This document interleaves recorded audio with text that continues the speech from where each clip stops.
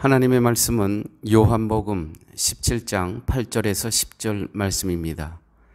나는 아버지께서 내게 주신 말씀들을 저희에게 주었사오며 저희는 이것을 받고 내가 아버지께로부터 나온 줄을 참으로 아오며 아버지께서 나를 보내신 줄도 믿었사옵나이다. 내가 저희를 위하여 비옵나니 내가 비옵는 것은 세상을 위함이 아니요 내게 주신 자들을 위함이니이다.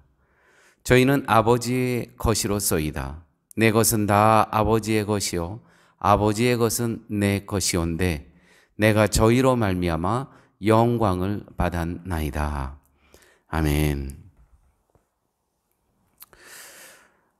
아버지께서 내게 주신 말씀들을 저희에게 주었사오며, 저희라는 것은 제자들이죠. 주었사오며 저희는, 제자들은 이것을 받고, 이것은 바로 말씀, 하나님께서 아들 예수에게 주신 말씀, 예수님께서는 제자들에게 주신 그 말씀을 받았다는 것입니다. 예수님을 아는 것은 오직 말씀을 받은 자에게만 해당되는 은총입니다. 말씀을 받은 자만이 예수님을 알 수가 있는 것입니다. 말씀을 받았다는 것은 성령이 말씀을 깨닫게 하심으로써 말씀에서 그리스도를 보게 되고 비로소 말씀이 우리의 마음에 내주하시게 된다는 것입니다. 내주하신다는 것은 나를 다스리신다 라는 의미입니다.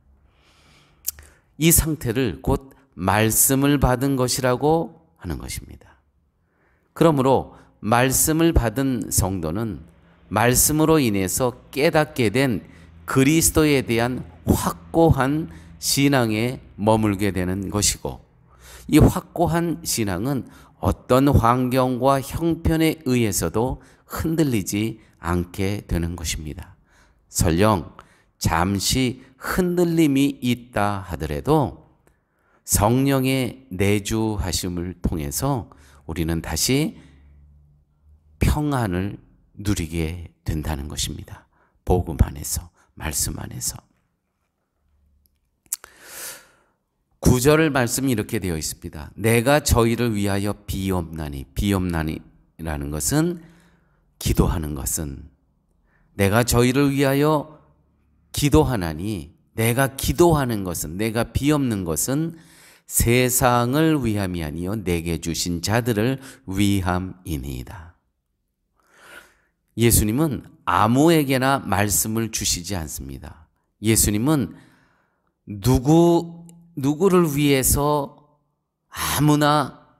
아무나를 위해서 기도하시지 않는다는 의미죠. 아버지께서 주신 하나님의 백성들에게만 말씀하시고 그 영혼들을 위해서 기도하십니다. 내가 비옵는 것은, 내가 비옵는 것은 세상을 위함이 아니요 내게 주신 자들을 위함이니이다. 그러므로 하나님의 자녀라는 것은 하나님에 의해서 이미 확정되어진 것이고, 다시 하나님에 의해서 세상에서 또 하나님께서 예정 가운데 택하신 자녀들이 또 전도를 통해서 발견되어질 것입니다. 그러한 자들을 통해서 예수님께서는 그러한 자들을 위해서 기도하신다는 것이죠.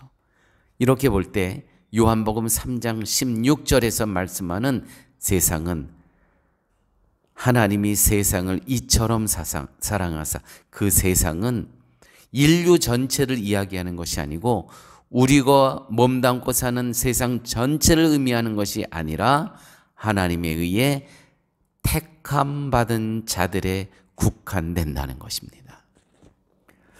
이처럼 하나님의 자녀 되어지는 것이 하나님의 선택과 확정에 의해서 되어지는 것이라면 인간의 종교 행위를 개입시켜서는 안 된다는 것입니다. 인간의 종교 행위나 열심, 감정 등은 하나님의 선택에 전혀 영향을 주지 못한다는 것입니다. 예수님께서 주신 말씀은 바로 이것을 깨닫게 하기 위함입니다. 하나님이 원하시는 것은 예수님이 누구신가를 아는 것입니다. 제자들이 그러한 수준으로까지 자라기를 원하십니다. 아버지가 보내신 예수에게 붙들리고 매이는 자가 되기를 하나님께서는 간절히 원하고 계신다는 것이죠. 하나님의 자녀들이, 제자들이 하나님께서 보내신 자, 그 예수 그리스도에게 붙들리고 매이는 자로 살아가기를 원하신다고 오늘 말씀을 하고 계십니다. 이제는 예수님으로 기뻐하고 감사하며 살아가는 자 되기를 하나님께서는 원하고 계신다는 것입니다. 이러한 하나님의 마음을 알기에 예수님은 제자들을 위해 지금 기도하신다는 것입니다. 아버지께서 나를 보내신 줄도 믿었사옵나이다. 저들이 내가 저희를 위하여 비옵나니 내가 비옵는 것은 세상을 위함이 아니요 내게 주신 자를 위함이나이다.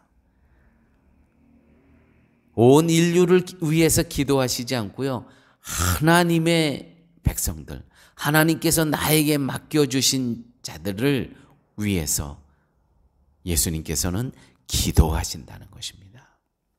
얼마나 영광입니까? 사랑하는 교회 여러분, 우리 성도들끼리만 하는 얘기지만 정말 이거는 너무 특권 아닙니까? 우리만을 위해서 기도해 주신대요. 온 인류를 위해서 기도하지 않고 하나님께서 예정 가운데 택한 자들만을 위해서 기도해 주신다. 참으로 특권입니다. 10절 말씀, 저희는 아버지의 것이로소이다. 내 것은 다 아버지의 것이요 아버지의 것은 내 것이온데 내가 저희로 말미암아 영광을 받았나이다. 제자들이 예수님께 영광이 되는 것은 무엇을 의미하는 것입니까? 17장 1절에 아들을 영화롭게 하사 아들로 아버지를 영화롭게 하옵소서라는 말씀도 있습니다. 아버지의 일은 아들을 통해서 나타나십니다. 그러므로 아들에게서 죽고 사는 생명의 영광이 나타나지 않으면 자연히 아버지의 영광은 나타낼 수가 없는 것입니다. 그래서 예수님은 아들을 영화롭게 하사 죽으심과 부활을 뜻하시오 아들로 아버지를 영화롭게 해달라고 지금 기도하고 계십니다. 그러므로 예수님에게 영광이 되는 것은 예수님이 곧 나의 부활이심을 믿는 것입니다. 예수님을 생명으로 믿을 때 그것이 예수님에게 영광이 된다는 것입니다. 영화롭게 한다는 것입니다. 그 믿음이 우리를 고난과 어려움에서도 그리스도의 구원으로 감사하고 기뻐하며 살아가게 한다는 것이죠. 그 믿음이 예수님을 영광되게 하는 것입니다.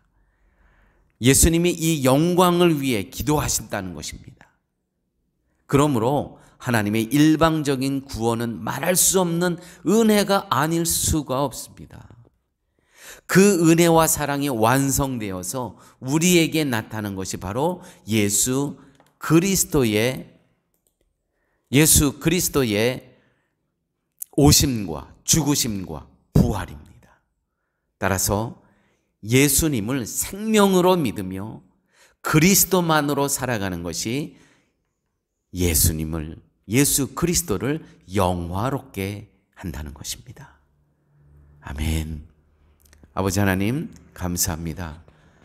오늘 말씀을 통해서 예수 그리스도를 영화롭게 하고 하나님을 영화롭게 하는 것이 무엇인지를 깨닫게 알게 하여 주심을 감사합니다. 우리를 위하여 죽으신 십자가에 달리신 그 예수 그리스도를 나의 삶의 주인으로 모시고 살아가는 것, 그것이 하나님을 영화롭게 하는 것인 줄 깨달았사오니 매일매일 우리의 삶이 그렇게 살아가게 하여 주시옵소서. 모든 말씀 예수님 이름으로 기도드렸습니다. 아멘.